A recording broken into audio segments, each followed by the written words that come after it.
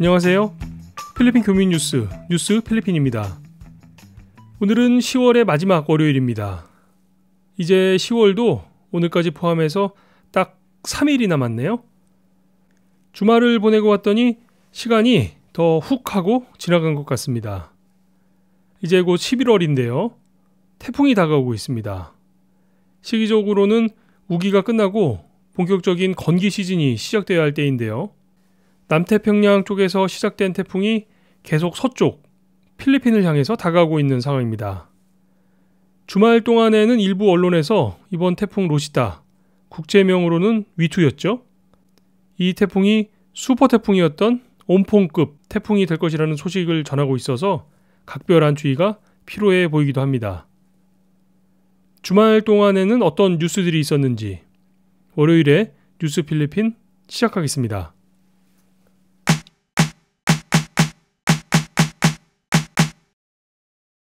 지난 9월 필리핀의 국가 총 부채액이 7조 1,600억 페소인 것으로 발표가 되었습니다. 이 수치는 8월에 비해서도 0.8%포인트 더 증가된 것이고 작년 같은 기간에 비해서는 무려 11.1%포인트가 늘어난 것이어서 필리핀 경제에 적지 않은 부담이 되고 있는 것으로 나타났다는 분석입니다. 오늘 보도에서는 이렇게 국가 부채가 급격히 늘어난 이유를 크게 세 가지로 꼽고 있는데요. 먼저 이 기간 동안 국고채 순매도액이 증가된 것을 지적하고 있습니다. 국고채, 그러니까 국가가 채권을 발행해서 국가 재정을 조달하는 방법이죠. 그야말로 민간으로부터 빚을 얻어서 국가의 주요 프로젝트를 운영하게 되는 건데 이게 145억 페소 추가 발생했다는 내용입니다. 최근 몇 년간 필리핀은 사회 인프라 확대를 위해서 정부 지출을 확대하고 있는 상황이기 때문에 이 부분은 불가피해 보이고요. 다음으로 지적이 된 부분은 바로 환율의 영향입니다. 필리핀의 개발예산 조정위원회에서는 당초 정부 예산안을 만들 때 환율을 52.5에서 53페소 정도로 예상을 하고 계획을 수립했던 거죠. 그런데 다들 아시는 바와 같이 최근 페소화에 대한 달러 환율이 이 예측치를 넘어서면서 재정 운영 계획에 차질이 발생했다는 분석입니다. 마지막 원인으로는 경제수지 적자를 꼽고 있는데요. 지난 6월 말 통계로 필리핀 무역수지 적자폭은 31억 달러, 페소로는 1,660억 페소에 이르는 것으로 조사가 되었습니다. 이 금액은 필리핀 국내 총생산 GDP의 1.9%에 이르는 정도의 규모인데요. 이런 이유들로 필리핀의 부채가 증가가 되었다는 분석입니다. 사실 빚이라는 게 무조건 나쁘다고만은 할 수는 없죠. 우리가 개인적으로 사업을 더 확장하기 위해서 은행에서 대출을 받기도 하는데요. 그만큼 그 부채를 이용해서 더 많은 부가가치를 창출할 수 있다면 오히려 이런 적절한 부채 관리는 자산을 더 효율적으로 활용할 수 있는 방법이 될 수도 있습니다. 그와 함께 신용도도 중요하겠죠? 부채를 안게 되는 경우 그걸 약속한 대로 잘 운영하고 그에 맞게 상환을 해나갈 수 있는 조건이 된다면야 부채 규모 자체는 큰 문제가 되지는 않을 텐데요. 앞서 지적이 되었던 필리핀의 국가 부채 원인들 중에서 현재 필리핀 경제의 상황을 엿볼 수 있는 내용들이 있어서요. 오늘의 첫 뉴스는 최근 발표된 필리핀 국가 부채에 대한 내용을 정리해 봤습니다.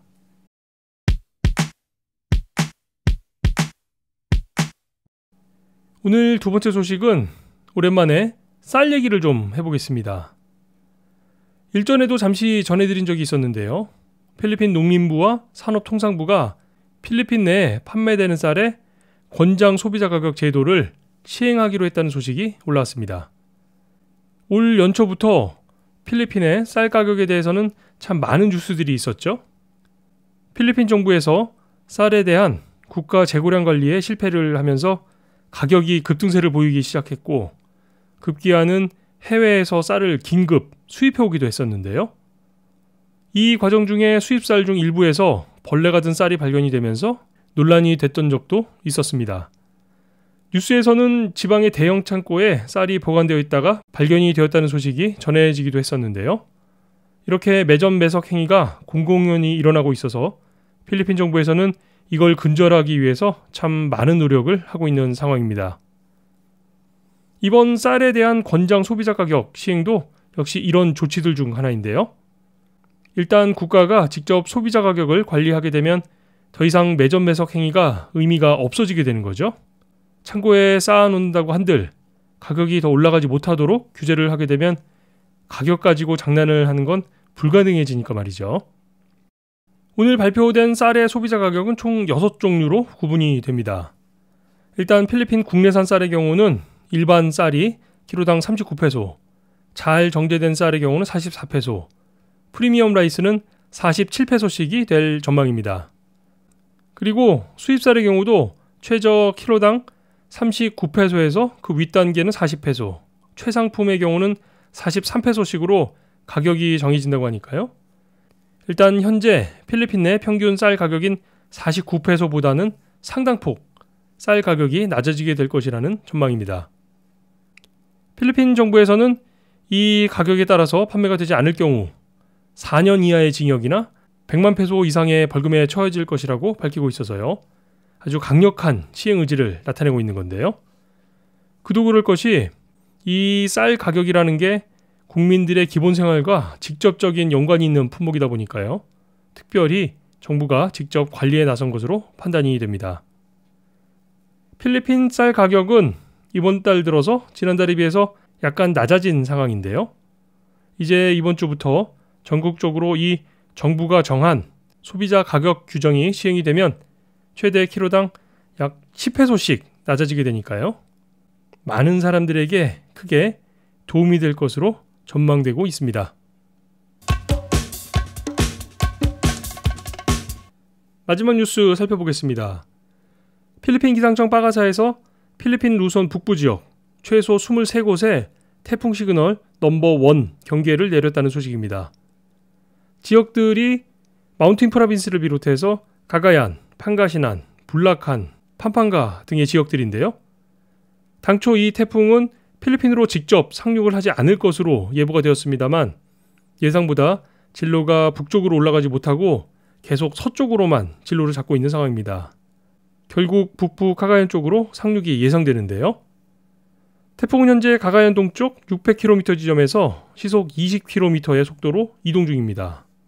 중심 풍속이 220km에서 200km로 다소 줄어들긴 했습니다만 여전히 강력한 태풍이기 때문에 특별한 주의가 필요해 보입니다. 바가사에서는 앞으로 약 30시간 정도, 그러니까 30일 저녁까지가 최대 고비가 될 것으로 전망을 하고 있는 상황입니다만 기상예보라는 게 워낙 변수가 많은 일이다 보니까요. 수시로 기상특보를 참고하셔서 태풍에 대비를 하시기 바라겠고요. 이제 곧 할로윈부터 만성절 연휴까지 이동이 참 많은 시기인데요. 큰 피해 없이 태풍이 지나갔으면 좋겠네요. 보통 필리핀에서는 한 해 평균 약 20여 개의 태풍이 발생을 하고 지나가고 있죠. 이번 태풍 로시다의 경우는 올해 들어서 필리핀을 지나가는 18번째 태풍인데요. 그렇다는 얘기는 연말이 되기 전까지 태풍이 한두 개 정도 더 올 수 있다는 얘기니까요. 이 점도 참고를 해주시기 바라겠습니다.